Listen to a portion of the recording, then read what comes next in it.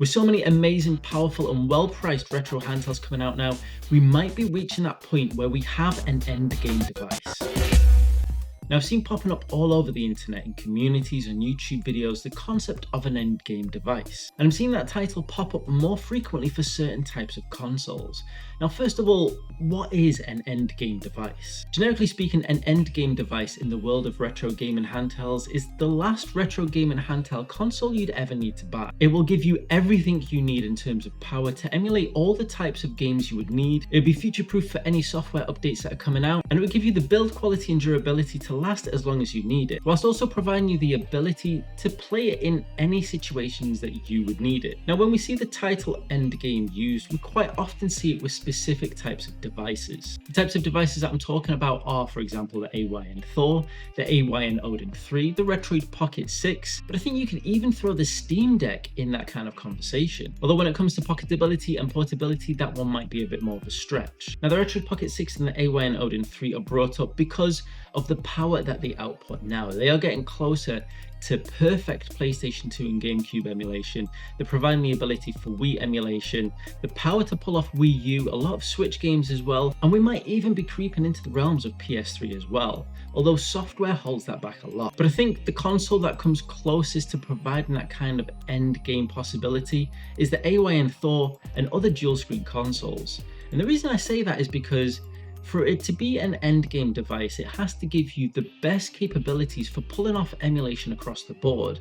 And that includes all the dual screen devices, and we throw the Wii U into that as well. But I think endgame is a very generic term, and in all honesty, I think there's never going to be one perfect endgame device that fits everybody's needs. There's definitely going to be the type of console that can fit the use case for most people, but for me personally, an endgame device currently, when it comes to the retro gaming handheld world, has to cover off PlayStation 2, GameCube emulation, Wii emulation, Wii U emulation, Nintendo DS and 3DS emulation, Switch emulation, enable PC gaming emulation, and leave enough space in the bank for PS3, Xbox and Xbox 360 emulation if it ever comes to fruition on Android. And I do think an Android console is where I'd put my focus when it comes to looking at that endgame device. Now, I did mention Steam Deck earlier, but I do think these handheld gaming PCs live in a different category, and they're forever going to evolve, and they fit a different kind of use case because they are designed to play modern AAA games, and that is a situation that's going to continually evolve. So those devices need to continually evolve. You're never going to have a gaming handheld PC that can play all the modern games and be future-proof enough to cover off the next decade of AAA games as well. So when we talk about an endgame device, I think it has to be focused on the emulation side of things and these Android devices as well. Furthermore, handheld gaming PCs are not what you would class as pocketable, so they kind of miss a whole area of what an endgame device needs to satisfy to fit the whole package of giving you a whole pocketable handheld gaming device. But back to what an endgame device means for me, it ticks off all the emulation I mentioned, but it needs to be able to do it in the best possible way as well. To satisfy that, the screen aspect ratio for me doesn't really matter. 4:3 works really well for the majority of those games I'd want to emulate, but a 16:9 is nice to have as well for things like PSP emulation, but it definitely needs a separate screen as well to handle dual screen capabilities. It needs to have durable and responsive analog controls that aren't going to suffer from drift, and for me personally, in a handheld device, I'm always going to want the analog stick above the D-pad. And last but certainly not least, it needs to be ergonomic enough that I can play it for long periods of time, and it needs to be pocketable enough that I can comfortably take it with me wherever I want if I want. Oh yeah, and it all needs to come in at a decent price as well. Now, for anyone that thinks I'm describing the AYN Thor, I guess I kind of am. I didn't start this video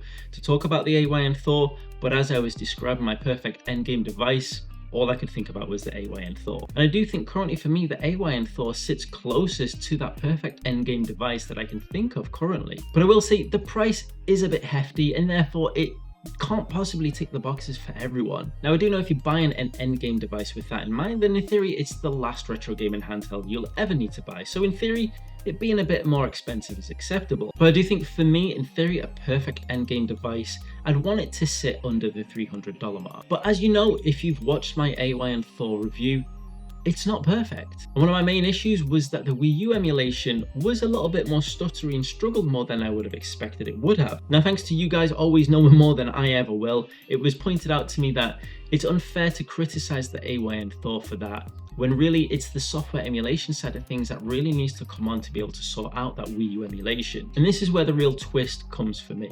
I think that no matter how close we get to a hardware version of an endgame device, we'll always feel like it's never quite there. And that's because we rely so heavily on the software side of things for emulation. And when you look across the board from everything from Game Boy emulation all the way up to PS2 and then including Wii U and Switch, every emulator is its own entity and designed by its own group of people. And they all have different levels of support, some of which have just completely dropped off now. So therefore, no matter how good a retro gaming handheld is or how powerful it can be, that true end game feeling is never going to come until we get near perfect emulation across the board. And that might be something we never get to. For me, the perfect example is Xbox and Xbox 360 emulation is just a non-existent thing. I've always thought PS3 games are always going to be harder to emulate because of the cell processor, so why wouldn't we just go down the route of Xbox 360 emulation, which in theory should be a lot easier, and then we can get access to all of these games from that generation. But there just doesn't seem to be the desire there. And that's why no matter where we are hardware-wise, real endgame comes down to the software, if you ask me. But even if we did manage to get amazing hardware and near perfect emulation, would it ever be enough? I remember the first time I got my hands on an Ambidextronic device back in 2020, and my mind was blown that I could play PS1 emulation on a device like that. But then pretty quickly, my focus started turning towards PS2, thinking, oh, it can't be far behind. It's been the best part of 5 years now trying to get pretty much perfect PS2 emulation on these kinds of devices. And now it's pretty much there, I'm already thinking about PS3. So if in another 5 to 10 years time we get awesome PS3 emulation, you know we're all going to be expecting PS4. So will there ever be a true endgame device? Is that ever possible? Or are we always going to be chasing that next level? Like I said, a gaming handheld PC can't ever be a true endgame device because undoubtedly AAA games are going to continue to come out and continue to improve and continue to need more power. And therefore the top of the limit of where emulation can hit surely is going to increase as well. And therefore it's never going to be enough. So instead of considering an endgame device generically that will be the be all and end all of retro gaming handhelds and this will be the only one you ever need, I think we just have to think, what do you actually want from it? Yeah, the AOI and Thor is the best device I have right now. It can play the most games possible. It enables me to play Wii U games that I've been wanting to get around to for ages because I couldn't be bothered hooking up the console to my TV. But the reality is, I don't touch it as much.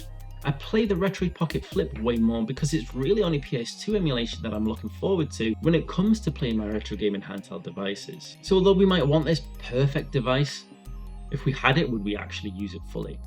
I don't know, I would love to know what your thoughts are. And it's been an idea that's playing around in my head for quite a few weeks now, and I've just really been looking forward to discuss it with you guys and see what your thoughts are. But if you do want to take a look at the AOI and Thor, my version of an endgame device, then check out this video right here.